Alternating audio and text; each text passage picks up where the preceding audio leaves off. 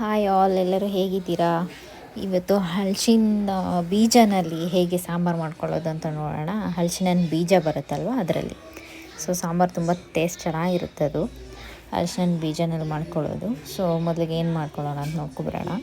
ಮೊದಲಿಗೆ ಹಲಸಿನ ಬೀಜ ನೋಡಿ ಎಲ್ಲ ಈ ಥರ ತೆಗೆದು ಒಂದು ಜಜ್ಜಿಟ್ಕೊಂಡಿದ್ದೀನಿ. ತರಕಾರಿ ಏನು ಬೇಕಾನ ಹಾಕೋಬೋದು ನೀವು, ಆಪ್ಷನ್ಸೇ.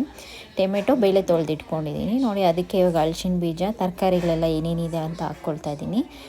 ಒಂದು ಟೊಮೆಟೊ ಹಾಕ್ಕೊಳ್ತಿದ್ದೀನಿ.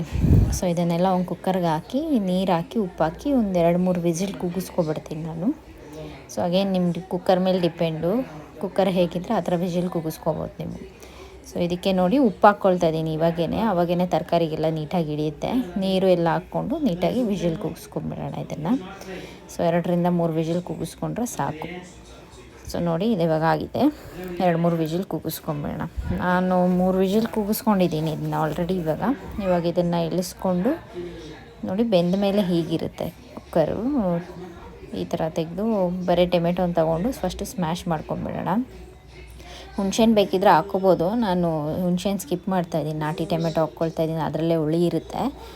ನೀವು ಹುಣ್ಸೆಹಣ್ಣು ಬೇಕಿದ್ರೆ ಹಾಕ್ಕೋಬೋದು, ಇಲ್ಲ 1-2 ಟೊಮೆಟೊ ಹಾಕ್ಕೋಬೋದು. ನೋಡಿ ಇದನ್ನೆಲ್ಲ ಹಾಕ್ಕೊಂಡು 1-2 ಸ್ಪೂನ್ ಸಾಂಬಾರು ಪುಡಿ ಹಾಕ್ಕೊಂಡು ಒಂದು 5 ನಿಮಿಷ ಬೇಯಿಸ್ಕೋಬೇಕು ಇದನ್ನು. ಮತ್ತೆ ಒಲೆ ಮೇಲೆ ಇಟ್ಟು ಕುದಿಸ್ಕೋಬೇಕು. ನೋಡಿ ಇದು ಆಲ್ರೆಡಿ 5 ನಿಮಿಷ ಕುದಿದಿದೆ ಇದು ಇವಾಗ. ಇವಾಗ ಇದಕ್ಕೆ ಒಗ್ಗರಣೆ ಹಾಕ್ಕೊಬಿಡೋಣ ನಾವು. ಒಗ್ಗರಣೆಗೆ ನಾರ್ಮಲ್ ನಾನೇನು ಎಕ್ಸ್ಟ್ರಾ ತೊಗೊಂಡಿಲ್ಲ. ಈರುಳ್ಳಿ, ಕರ್ಬೇವಿನ ಸೊಪ್ಪು, ಕೊತ್ತಂಬರಿ ತೊಗೊಂಡಿದ್ದೀನಿ ನೋಡಿ.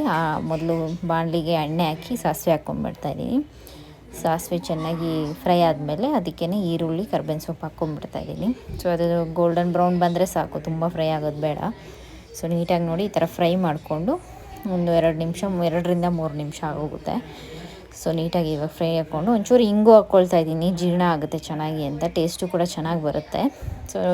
ಇಂಗು ಬಂದು ಆಪ್ಷನ್ನು, ನಿಮ್ಗೆ ಬೇಕಿದ್ರೆ ಸ್ಕಿಪ್ ಮಾಡ್ಕೋಬೋದು. ಅಷ್ಟೇ ನೋಡಿ, ಒಗ್ಗರಣೆ ಹಾಕ್ಕೊಂಬಿಟ್ರೆ ತುಂಬ ಟೇಸ್ಟಿಯಾಗಿರುವಂಥ ಹಲಸಿನ ಬೀಜ ಸಾಂಬಾರು ರೆಡಿ ಆಗುತ್ತೆ.